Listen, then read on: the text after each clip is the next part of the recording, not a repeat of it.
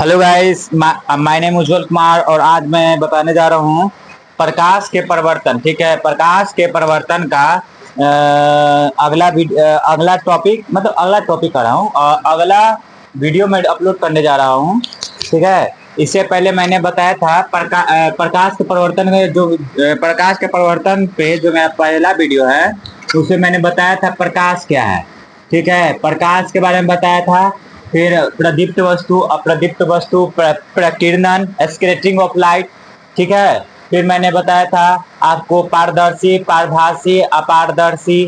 ठीक है, फिर मैंने आपको बताया था प्रकाश के परिवर्तन के जो छोटे छोटे एलिमेंट्स होते हैं यानी तत्व, जैसे कि आपतित किरण, परावर्तित किरण, अभिलंब, आपतन बिंदु। ठीक है, फिर मैंने बताया था प्रकाश का परिवर्तन का नियम और मैं आज के वीडियो में बताऊंगा उससे आगे की जो चीज है वो बताऊंगा। ठीक है, तो आज का जो मेरा अथी है उस पे मैं बताऊंगा समतल दर्पण पर लंबवत पड़ने वाली किरण, यानी कि समतल दर्पण पर लंबवत पड़ने वाली किरण, लंबवत पड़ने वाली किरण। देखो, जो समतल दर्पण पर जो लंबवत पड़ती जो किरण है वो कैसे होता है। तो देखो, ये समतल दर्पण है। ठीक है, और मतलब कि जब तिरछी रूप से आपतित होती है किरण तो क्या होता है कि दर्पण से परिवर्तन के बाद जो इसके बीच में अगर अभिलंब हम खींचेंगे, ठीक है, तो ये आपतन कोण और परिवर्तन कोण का मान बराबर होता है। हमेशा आपतन कोण का मान और परिवर्तन कोण का मान बराबर होगा। ठीक है, ये परिवर्तन के नियम है। ठीक है, कि ऐसा होवे करेगा। और आपतित किरण, परिवर्तित किरण, अभिलंब तथा आपतन बिंदु तीनों एक ही तल में होगा। ये हमेशा कंडीशन बना रहेगा। और ये आपका अभिलंब है, यही है आपका लंब। लेकिन जब हम इस पे लंब पर ही यानी कि लंब पर ही यानी लंब कहीं भी हो सकता है। यहाँ पर लंब का मतलब 90 डिग्री, यानी कि जब प्लेन मिरर है उस पर 90 डिग्री पर अगर हम क्या करते हैं, आपतित किरण करते हैं, यानी कि कोई किरण ऐसे हम ऐसे डालते हैं तो परिवर्तन के बाद कहाँ जाएगा, अभिलंब पर ही मुड़ जाएगा। ठीक है, यानी कि आपतन कोण और परिवर्तन कोण का मान 0 होगा। ठीक है, और परिवर्तन का नियम यहाँ भी फॉलो होगा। आपतित किरण, परिवर्तन किरण, अभिलंब तथा आपतन बिंदु तीनों एक ही तल में होगा। ठीक है, तीनों क्या होगा, एक ही तल में होगा। समझ में आ गया होगा आपको। ठीक है, अगला है प्रतिबिंब कि प्रतिबिंब किसको कहते हैं। ठीक है, प्रतिबिंब किसको कहते हैं।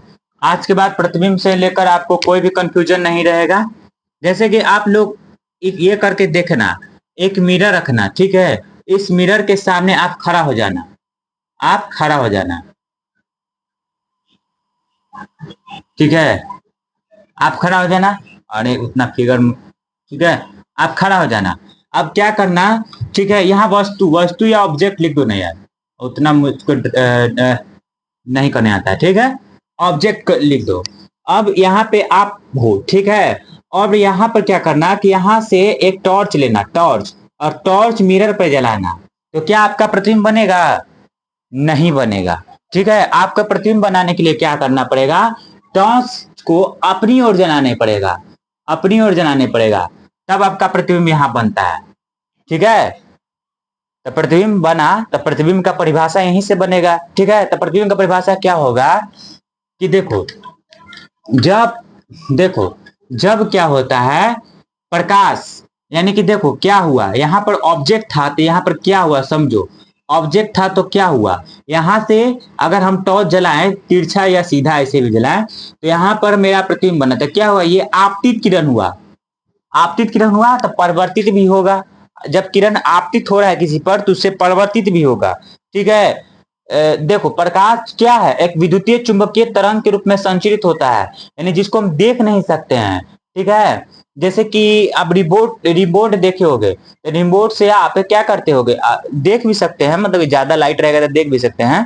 ठीक है, और कहने का मतलब है रिमोट जो होता है, रिमोट, रिमोट में आप टीवी में अगर क्या करते हो, टीवी को उससे काम करते हो ना, मतलब उसको घटा बढ़ा, आवाज को घटा बढ़ा या चैनल को आगे पीछे करना, तो उसमें क्या होता है, विद्युत चुंबकीय तरंग के रूप में संचरित होता है। यानी कि विद्युतीय चुंबकीय तरंग वो कहलाता है जिसके लिए चलने के लिए कोई माध्यम की आवश्यकता नहीं होती है। यानी कि देखो प्रकाश जो है निर्वात में भी चलता है। ये निर्वात यानी ब्रह्मांड में, ब्रह्मांड में कोई हवा होता है, कुछ भी होता है, नहीं होता है, तो उसमें माध्यम नहीं होता है। माध्यम में चल भी सकता है, अन्य भी चल सकता है, यानी इसका जरूरी नहीं है कि माध्यम है।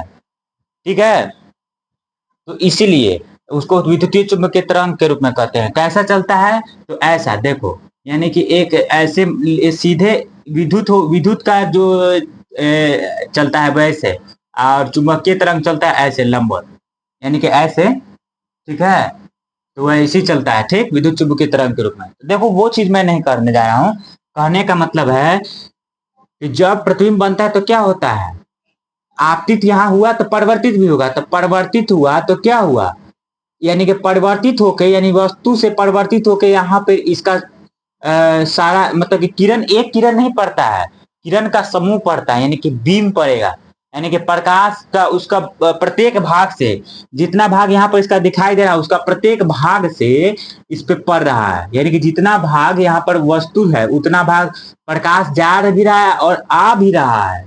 ठीक है, तो आने वाली जो प्रकाश की अथी होती है, यानी कि किरण होती है, उसी से आपका क्या बनता है, प्रतिबिंब बनता है, यानी कि परावर्तित किरण के माध्यम से ही प्रतिबिंब बनता है। ठीक है, यानी कि आपतित किरण के माध्यम से प्रतिबिंब नहीं बनता है, परावर्तित किरण के जरिए प्रतिबिंब बनता है। ठीक है, तो परिभाषा वैसे ही बनेगा, यानी कि जब प्रकाश किसी वस्तु से टकराकर, जब प्रकाश किसी वस्तु से टकराकर, ठीक है, उसके विभिन्न स्रोत से, यानी जब प्रकाश किसी वस्तु के विभिन्न स्रोत से टकराकर, विभिन्न स्रोत का मतलब उसके प्रत्येक भाग से, जितना भाग इसका प्रतिबिंब बन रहा है उतना भाग, जब प्रकाश किसी वस्तु के विभिन्न स्रोत से टकराकर, ठीक है, परिवर्तन के बाद जिस बिंदु पर मिलता है, या परिवर्तन के बाद, ठीक है, तो मिलता है, तो उसे उस बिंदु स्रोत का, देखो यानी परिवर्तन के बाद मिलता है, मिलता है यानी कि परिवर्तन के बाद जहां मिलेगा, ठीक है, मिलेगा, उसे उस बिंदु स्रोत का, यानी उसे किसे, यानी कि जो इमेज बना उसे, उसे बिंदु, उस बिंदु स्रोत का, बिंदु स्रोत मतलब की वस्तु, बिंदु स्रोत मतलब की वस्तु, बिंदु स्रोत मतलब की वस्तु।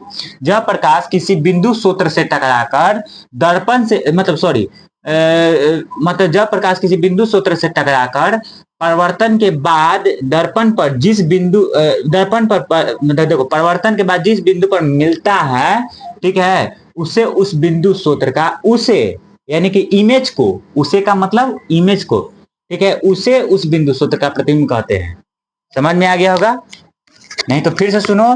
जब प्रकाश किसी बिंदु स्रोत से टकराकर परिवर्तन के बाद जिस बिंदु पर मिलता है, ठीक है ना, जिस बिंदु पर मिलता है, तो उसे यानी किसे कह रहा है, इमेज को, यानी प्रतिबिंब को, उसे उस बिंदु स्रोत का, यानी इसे उस बिंदु स्रोत का प्रतिबिंब कहते हैं, यानी इसको प्रतिबिंब बोलते हैं इसका, यानी यहाँ पर जो बन रहा है उसे इस बिंदु स्रोत का प्रतिबिंब कहते हैं, या उस बिंदु स्रोत का प्रतिबिंब कहते हैं। ठीक है, परिवर्तन के बाद जहां पर मिलेगा, ठीक है, उसे हम क्या कहते हैं, उसे इस बिंदु स्रोत का या उस बिंदु स्रोत का प्रतिबिंब कहते हैं। उसी बोलता होगा, ठीक है, क्योंकि वस्तु दूर पे है ना, तो इसलिए उस, इस थोड़ी ना, नजदीक थोड़ी ना है। ठीक है, अब देखो प्रतिबिंब भी दो प्रकार के होते हैं, एक होता है वास्तविक प्रतिबिंब, एक होता है काल्पनिक प्रतिबिंब। एक होता है वास्तविक, एक होता है काल्पनिक। वास्तविक और काल्पनिक, वास्तविक और काल्पनिक प्रतिबिंब। रियल इमेज इसको बोलते हैं, रियल इमेज। ठीक है, एक होता है वर्चुअल इमेज।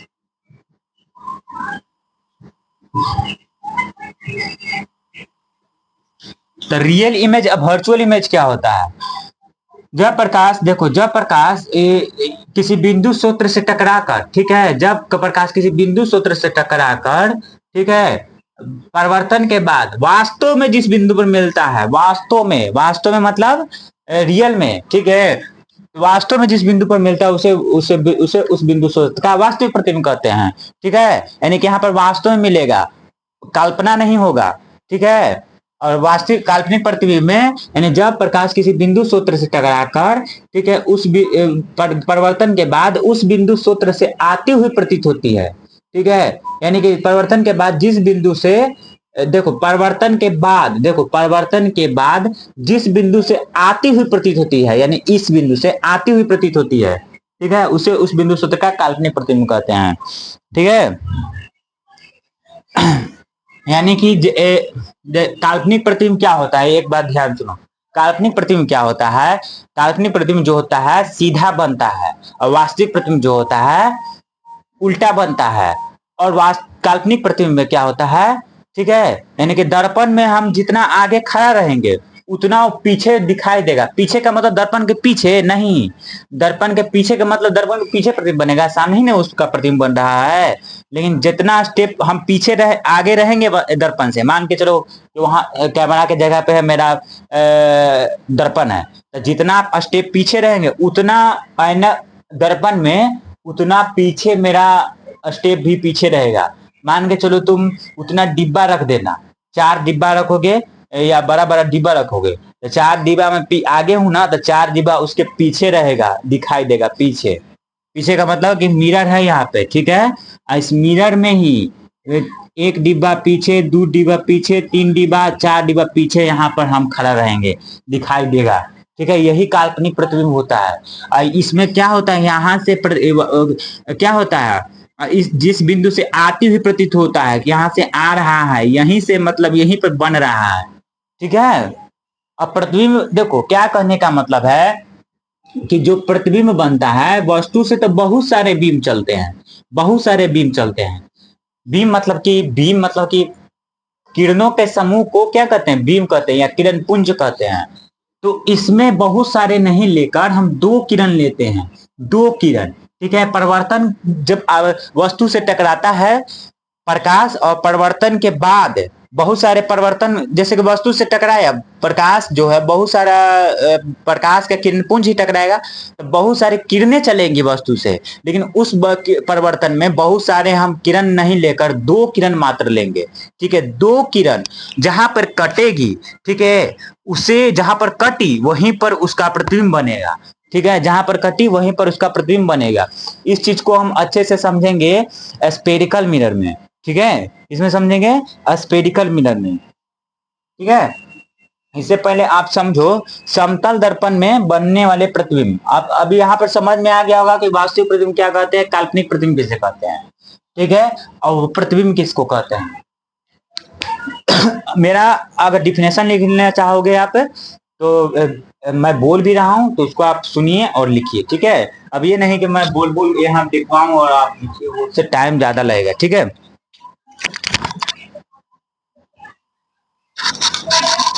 मैं ऐसा इसलिए लिया हूं कि ये बंद हो जाना है, तो इसलिए मैं लिया हूँ हाथ में, ताकि अगर बंद हो जाए तो मैं वीडियो भी बंद कर दूं, ठीक है। नहीं तो आवाज पता जाएगा ही नहीं, हम बोलते चले चल जाएंगे, ये हो जाएगा, ठीक है, ये हो जाएगा, तो इसलिए बेकार हो जाएगा।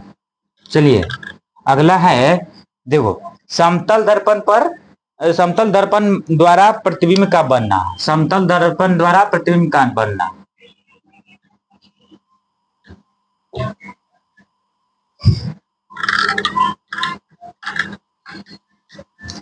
समतल दर्पण द्वारा प्रतिबिंब का बनना। तो समतल दर्पण द्वारा प्रतिबिंब का बनना क्या होता है, देखो यहाँ पर प्लेन मिरर है, ठीक है। प्लेन मिरर है, यहाँ से वस्तु है, तो यहाँ से वस्तु है तो क्या होगा, यहाँ से वस्तु है तो यहाँ से यहाँ पे पड़ेगा सीधा। अगर यहाँ से 2 किरण हम लेने की बात कहें तो यहाँ से अगर ये किरण पड़ेगा अगर सीधा, तो परिवर्तन के बाद क्या होगा, यहाँ पर अगर देखो समतल दर्पण में क्या होता है कि मतलब कि 2 किरण लिए, एक किरण देखो, एक किरण क्या लिए, एक किरण सीधा किरण लिए, ठीक है, एक किरण क्या लिए, सीधा। एक किरण मान के चलो कि यहाँ से हम तिरछा ले लिए, यहाँ वस्तु है ऑब्जेक्ट मान के चलो, ऑब्जेक्ट।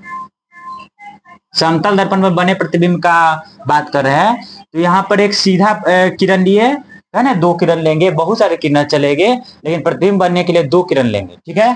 तो एक किरण लिए सीधा, एक किरण लिए तिरछा, ठीक है।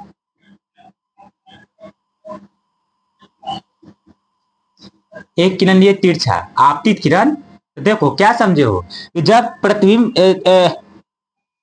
समतल दर्पण पर जब लंबवत पड़ती है किरण, तो परिवर्तन के बाद कहां जाएगी, अभिलंब की ओर मुड़ेगी, यानी कि यहीं पर। तो इसका देखो, इसको पीछे थोड़ा मान लो, पीछे पीछे यहाँ पर, ठीक है, पीछे की ओर मान लो, क्योंकि प्रतिबिंब जो है ना समतल दर्पण में पीछे बनता है, क्योंकि ये काल्पनिक बनता है, ठीक है। तो आभासी जो प्रतिबिंब बनेगा वो टूटी रेखा दे रहा, थोड़ा पीछे कर लेना इसको, और फिर परिवर्तन के बाद यहीं पर चला आएगा, ठीक है। और इसको देखो, इसको अगर हम मतलब कि यहाँ से यहाँ पर आपतित किरण, देखो यहाँ पर परिवर्तित किरण, इधर आपतित किरण यहाँ पर गया, ठीक है, आपतित किरण गया ना, तो परिवर्तित किरण भी यहीं पर जाएगा, परिवर्तित किरण यहीं पर गया, परिवर्तित किरण जो गया इधर की ओर, ठीक है, वही लिख दिए हैं ऐसे, पीछे की ओर जाएगा थोड़ा सा। अब इसको देखो, इसमें परिवर्तित किरण कहाँ जाएगा, यहाँ पे, ये तो परिवर्तित किरण को पीछे की ओर करेंगे, तो परिवर्तित किरण को पीछे की ओर करोगे ना, तो देखो इसको यहाँ होंगे, कट गया, ठीक है। और इसका अभिलंब कहाँ होगा, बीच में, इसका अभिलंब यहीं पर है, इसका अभिलंब यहाँ पर आ गया। तो यानी कि देखो 2 किरण जब लिए, तो परिवर्तित किरण 2 किरण, देखो एक आपतित किरण हुआ, परिवर्तित किरण ऐसे चला गया, ठीक है, फिर आपतित किरण आया, परिवर्तित किरण, तो परिवर्तित किरण को पीछे की ओर थोड़ा सा कर दिए, क्योंकि समतल दर्पण में जो कैसा प्रतिबिंब बनता है, आभासी प्रतिबिंब बनता है, आभासी जो होता है दर्पण के पीछे बनता है और सीधा बनता है, ठीक है। तो आभासी को पीछे की ओर ले चले गए, तो यहाँ पर कट गया, यानी कि प्रतिबिंब कहाँ बनेगा, पीछे, यहाँ पर इसका इमेज बन गया, ठीक है। ये परिवर्तित किरण हुआ, इसका अभिलंब यहीं पर हो गया, यानी कि कहने का मतलब यह है कि जो समतल दर्पण पर बनने वाला जो प्रतिबिंब होता है दर्पण के पीछे बनता है, ठीक है, दर्पण कहाँ बनता है, पीछे बनता है, ठीक है, ये आपको याद रखना पड़ेगा।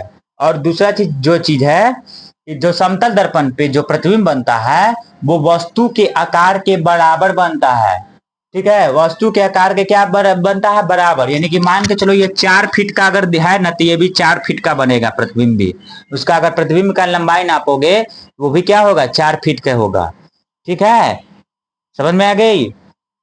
ठीक है। अब वो कैसे नाप सकते हैं, वो आवर्धन सूत्र से नाप सकते हैं, ठीक है।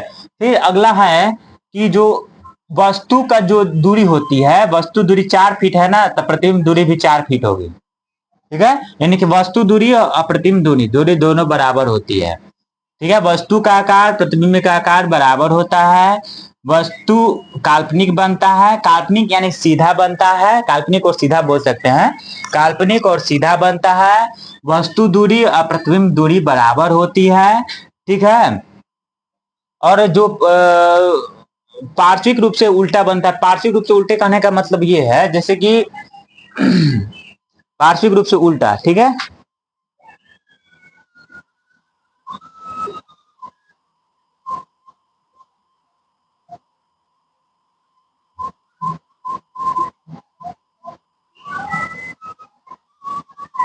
हाँ पार्श्विक रूप से इसमें तो नहीं बोलेगा इतना, ठीक है। हाँ पार्श्विक रूप से उल्टा बनता है, तो पार्श्विक रूप से उल्टे कहने का मतलब क्या होता है, जैसे कि देखो ये आर है ना जी, ये सीधा है, अब पार्श्विक रूप से ऐसे दिखाई देगा आपको आर, ठीक है, तो ऐसा उल्टा बनेगा। अगर आर लिख के आप जैसे उतना अंतर नहीं देखा है, पार्श्विक रूप से कहने का मतलब आपका बाएं उसका दाएं, यानी कि आपका बाएं जो हाथ रहेगा ना उसका दाएं हाथ रहेगा, ठीक है। देखो इसका आर जो किए क्या है, इधर जो है ये दाएं तरफ है, इधर क्या हो गया, बाएं तरफ आर का हाथ, ये जो लंबा निकला इसको क्या हो गया, बाएं तरफ, तो वही पार्श्विक रूप से उल्टा होने का मतलब। अगर हम के लिखते हैं तो के क्या है, के इधर मुंह खुल गया दाएं तरफ, तो इसको बाएं तरफ ऐसे कर दो के, यही पार्श्विक रूप से उल्टा हो गया, ठीक है, पार्श्विक रूप से उल्टा समझ में आ गया होगा।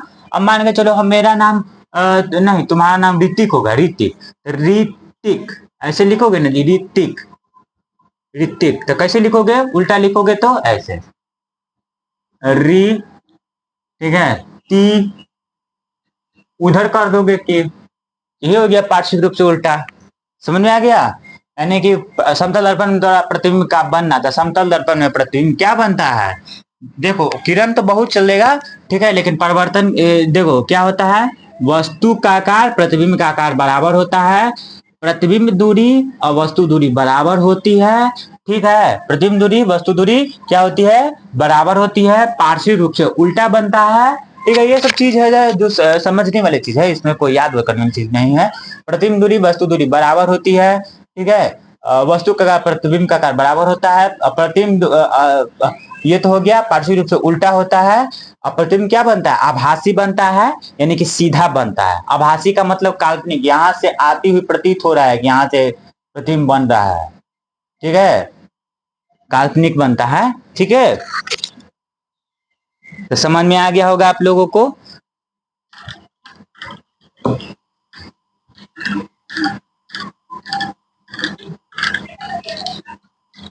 अब देखिए अगला जो है, अब मैं बताने जा रहा हूं गोलीय दर्पण, ठीक है, गोलीय दर्पण किसको कहते हैं, तो गोलीय दर्पण जो होता है ना, एक खोखले गोले का भाग होता है, गोलीय दर्पण एक खोखले गोले का भाग होता है, ठीक है, गोलीय दर्पण किसे कहते हैं, जो खोखले गोले का भाग, यानी कि यहाँ पर एक गोला है, ठीक है, गोला है, ये खोखला है बीच में, ठीक है, इसी का भाग होता है, ठीक है, यानी कि यहाँ पर मिरर जैसा मान लो कि कांच है, तो कांच को ऐसे अगर गोल स्पेरिकल शेप दे देंगे ना, तो यही क्या होता है, आपका हो जाएगा गोलीय दर्पण। अब गोलीय दर्पण का ये जो बीच वाला पॉइंट होता है, इसको सेंटर बोलते हैं, क्या बोलते हैं, सेंटर, ठीक है, सेंटर, तो इसी सेंटर को हम बोलते हैं गोलीय दर्पण में, मतलब केंद्र, क्या बोलते हैं, केंद्र, यानी कि सेंटर ऑफ कर्वेचर, ठीक है, केंद्र, ठीक है, और इसके जो बीच वाला भाग होगा, यहाँ पे पॉइंट जो होगा, इसको पोल बोलेंगे या ध्रुव बोलेंगे, यानी कि यहाँ से बीच से काट देंगे ना जी, बीच से काट दिए मान के चलो, तो बीच से काट दिए तो यहाँ पर दो मतलब कि देखो क्या बनेगा, इसका अगर ये हटा दो, ठीक है, तो इसमें दो दर्पण बनेगा, अगर हम बाहर की उभरी हुई सतह को कलई कर देंगे ना, उभरी हुई सतह को कलई कर देंगे, ठीक है, तो इसके देखो यहाँ पर शीशा जो है, यहाँ पर जो शीशा है, इधर कलई करने का मतलब रंग देना, तो रंग देंगे तो इधर शीशा दिखाई देगा, तो इधर प्रतिबिंब बनेगा, यानी कि उसकी धसी हुई सतह पर प्रतिबिंब बनेगा, उभरी हुई सतह को अगर कलई कर देंगे तो उसके धसी हुई सतह पर प्रतिबिंब बनेगा,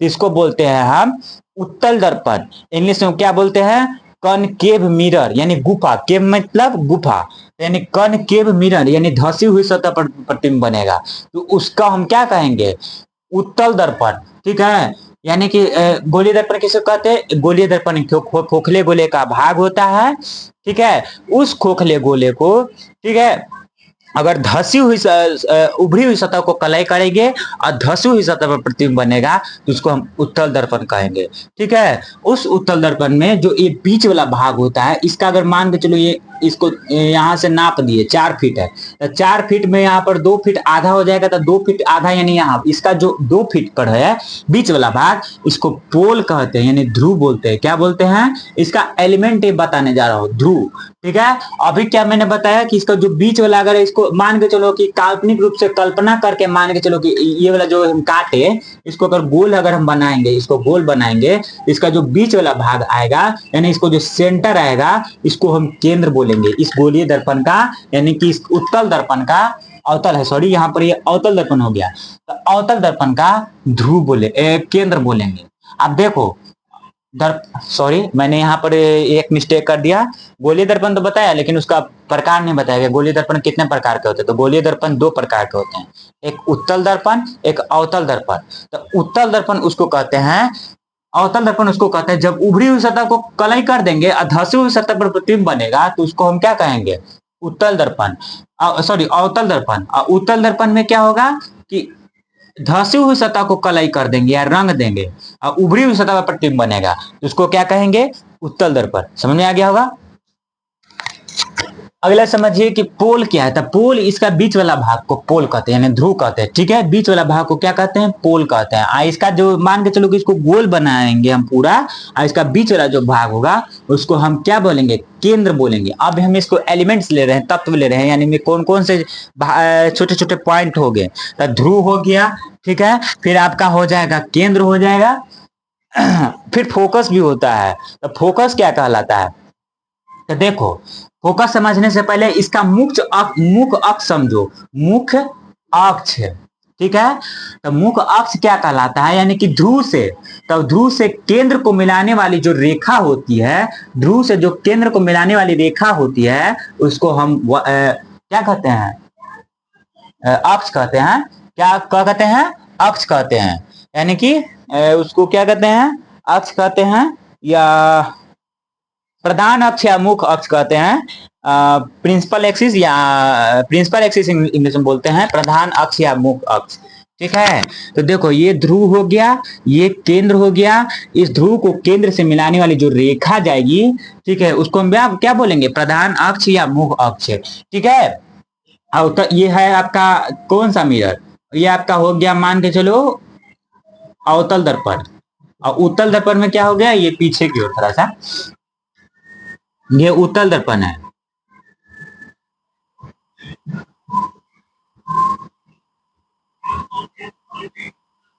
तो इसका केंद्र भी कहाँ होगा? पीछे की ओर।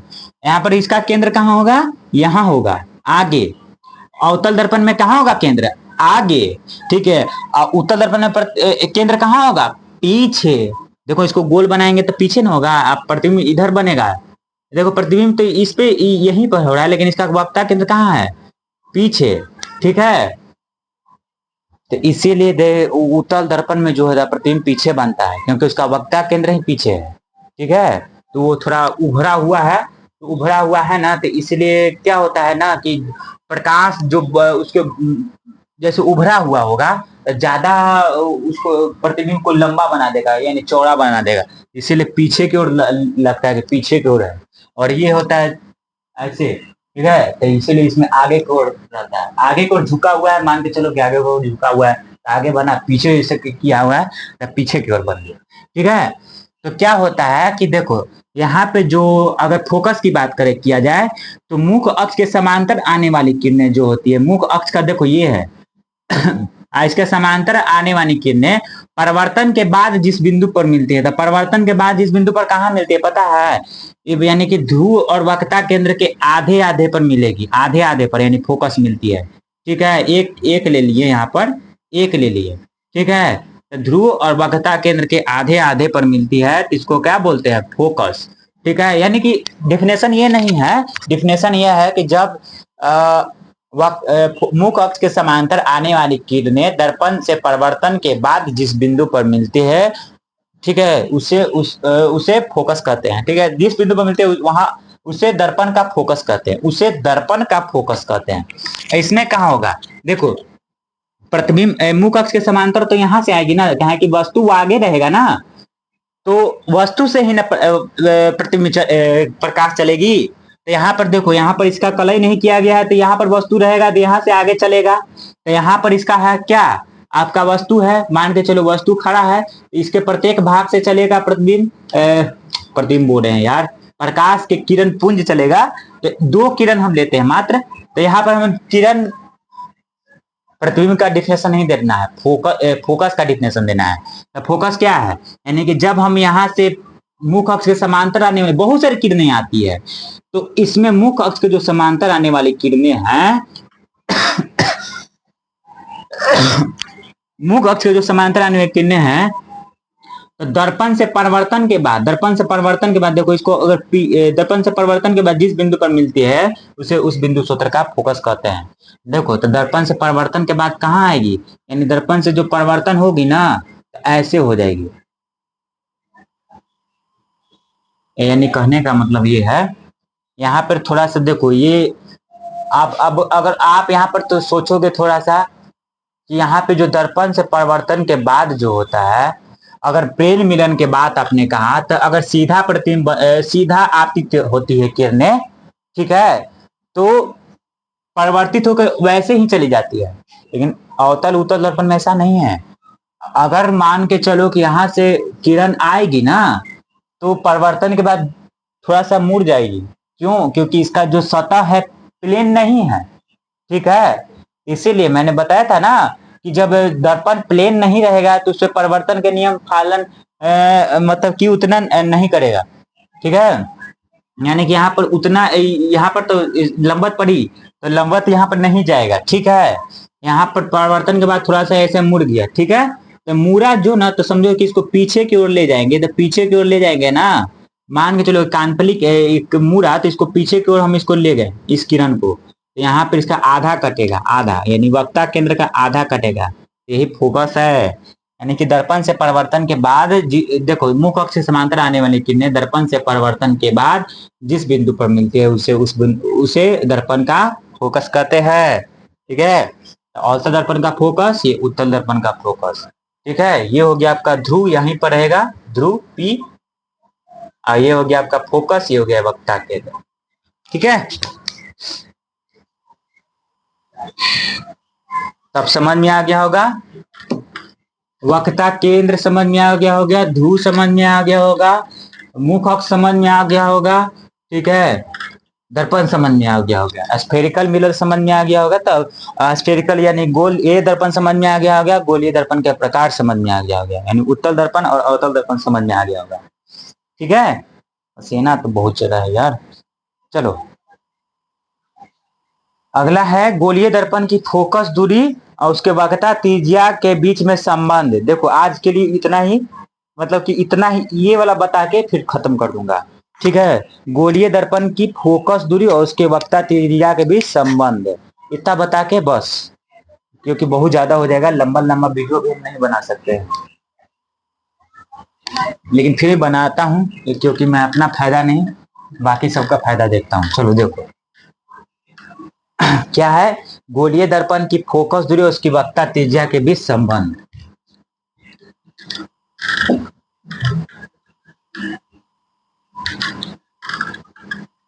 क्या बोले मैंने, क्या बोला मैंने, गोलीय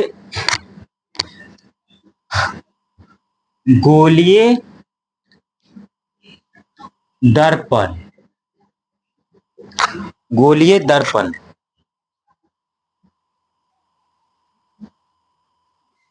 हाँ गोलीय दर्पण, देख रहा था कि वीडियो चल रहा है या नहीं। गोलीय दर्पण की फोकस दूरी, गोलीय दर्पण की फोकस दूरी, फोकस दूरी, ठीक है। गोलीय दर्पण की फोकस दूरी और वक्रता केंद्र के बीच संबंध, वक्रता केंद्र के बीच संबंध, संबंध, ठीक है। Relation between, relation between spherical, relation between focus दूरी यानी कि focal length of spherical mirror and it's क्या होता है, सेंटर ऑफ कर्वेचर, ठीक है ना। यानी कि सेंटर ऑफ कर्वेचर और गोलीय दर्पण के फोकस दूरी और वक्रता के बीच संबंध। देखो एक साइड में आप मिरर बना लेना, मिरर उत्तल दर्पण, यहां पर उत्तल दर्पण बना लेना, ठीक है। उत्तल दर्पण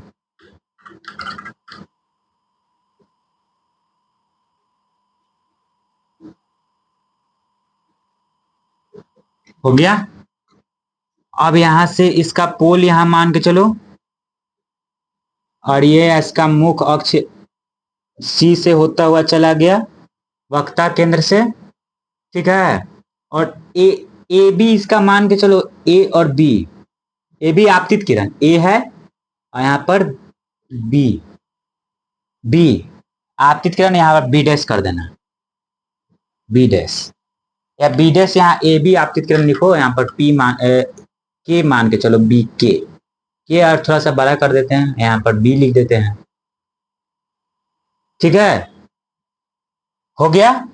और आपतित किरण परिवर्तन के बाद कहां जाता है, फोकस पर जाता है ना जी, फोकस पे, यहां पर मान के चलो आधा आधा होगा, थोड़ा सा इसको और बड़ा कर देते हैं, ये हो गया, ये इसका फोकस हो गया, ठीक है। ये इसका ध्रुव हो गया, समझ में आ गया होगा। और यह बी डैश यहां पर लिख दिए,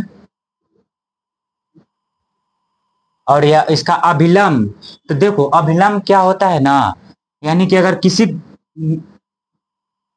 वृत्त में अगर लंब डालोगे ना, लंब डालोगे तो वक्रता केंद्र से होगा, ये है जो ना, ये लंब है।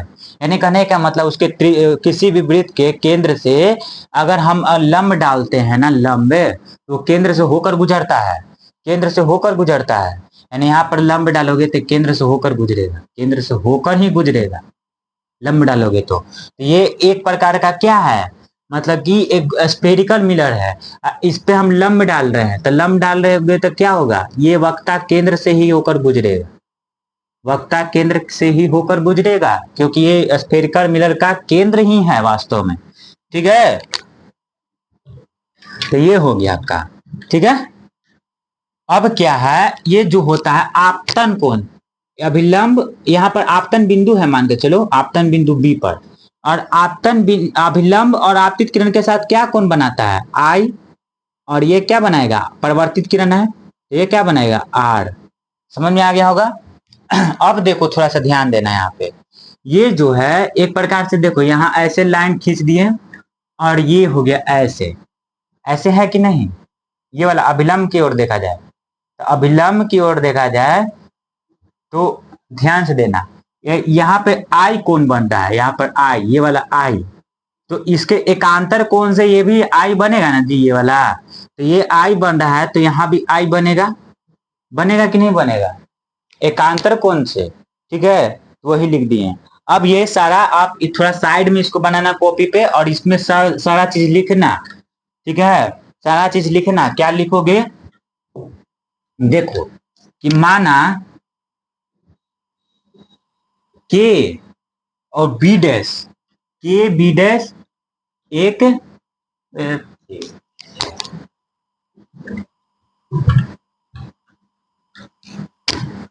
माना के बी डैश एक, ठीक है, दर्पण है, दर्पण है लिख रहे हैं ना, के बी डैश एक दर्पण है, दर्पण है। ठीक है, के बी डैश क्या हो गया, एक दर्पण है। समझ में आ गया। जो जो इसका पॉइंट है, जो जो इसमें लिखा गया है, फिगर ड्रॉ किया गया है, सब लिखना है। के बी डैश एक दर्पण है, ए बी आपतित किरण है, ए बी क्या हो गया, आपतित किरण, आपतित किरण। समझ में आ गया। और फिर क्या लिखोगे, पीसी एक मुख्य अक्ष है, पीसी एक मुख्य अक्ष है, मुख्य अक्ष है, तो ऐसा दिखेगा नहीं लेकिन इसलिए बोल दे रहे हैं, पीसी एक मुख्य अक्ष है जो वक्रता केंद्र से होकर गुजरता है, जो वक्रता केंद्र, वक्रता केंद्र सी से होकर गुजरता है, सी से होकर गुजरता है। इसका हर एक पॉइंट लिखना है। ठीक है, अपने मन से भी लिख सकते हो आप, गुजरता है। ठीक है, फिर क्या है, इसका फोकस एफ है, इसका फोकस एफ है, फोकस एफ है, तथा ध्रुव पी है, तथा ध्रुव पी है, और कुछ इसमें छूट रहा है, ध्रुव पी है। के बी डैश आपका हो गया दर्पण, ठीक है, ए बी आपतित किरण, और एफ इसका फोकस है, आपतित किरण, परिवर्तित किरण लिख दो कि एफ बी है, एफ बी परिवर्तित किरण, एफ बी परावर्तित किरण, परावर्तित किरण एफ बी है, एफ बी है। और कुछ छूट रहा है नहीं। अब आपतन कोण आर या परिवर्तन कोण आर, ये तो इस सब में होता है। ठीक है, तो ये लिखना कोई जरूरी नहीं है। अब देखो क्या करते हैं, देखो चलते हैं, देखो यहां पर क्या किया मैंने कि ए बी सी, त्रिभुज एबीसी मान के चलो, यहां पर अगर ऐसे कर देंगे तो त्रिभुज एबीसी हो जाएगा ना जी, तो त्रिभुज एबीसी, ए बी सी, ठीक है, और सी एफ सी बी लिखना, त्रिभुज ए बी सी, ठीक है, और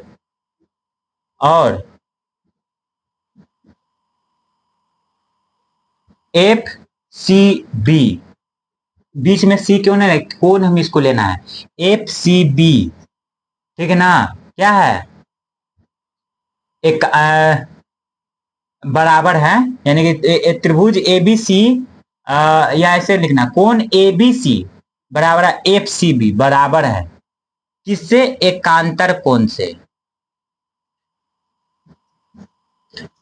ठीक है, यहां पर हो गया, यानी कि आई और ये आई सिद्ध हो गया। समझ में आ गया? हो गया ना? अब देखो, अब देखो क्या कह रहा हूं मैं, इसीलिए यहां पर ये बराबर हो गया। और देखो त्रिभुज, इसलिए त्रिभुज, ठीक है, बी सी, ठीक है, बी सी एफ या बी एफ बी सी, जो भी बोलो, त्रिभुज बी सी एफ, ठीक है, त्रिभुज बी सी एफ एक समद्विबाहु त्रिभुज है, एक समद्विबाहु त्रिभुज है, समद्विबाहु त्रिभुज है। क्यों? क्योंकि आपतन कोण आई यहां पर आ गया, ये परिवर्तन कोण आर, तो आपतन कोण और परिवर्तन कोण बराबर होता है। ठीक है, तो यानी कि ये कोण और ये कोण बराबर है, तो इसके सामने ये कोण और ये कोण बराबर है ना जी, तो इसके सामने वाला कोण भुजा ये है और इसके सामने वाला भुजा ये है।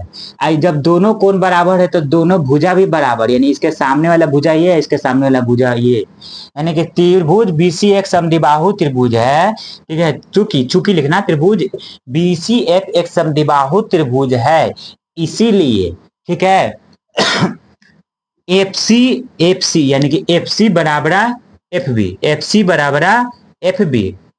ठीक है, यानी कि ये बराबर ये हो गया, ये बराबर ये हो गया। अब देखो, यदि यदि बी, ठीक है, यानी आपतित किरण जो है बी पॉइंट पी के बहुत निकट हो, यदि बी आपतित किरण, ठीक है, यदि आपतित किरण, ठीक है, यहां पर ये होगा,